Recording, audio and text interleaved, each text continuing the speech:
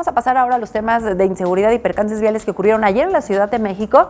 Fíjese que, el primero que le presentamos, ayer un hombre de entre 30 y 35 años perdió la vida tras recibir alrededor de 11 impactos de arma de fuego en las calles de la alcaldía Álvaro Obregón.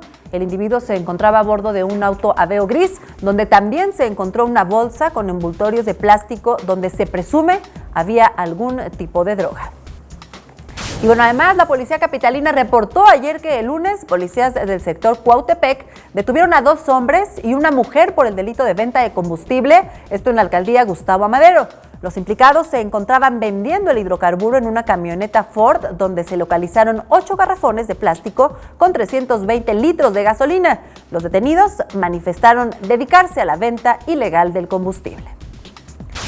En un lamentable accidente en el circuito exterior mexiquense, un automovilista perdió el control de su camioneta, salió de la cinta asfáltica y su vehículo cayó a un canal. El conductor salió proyectado y murió al golpearse contra el suelo. Los trabajos de rescate continuaron por varias horas.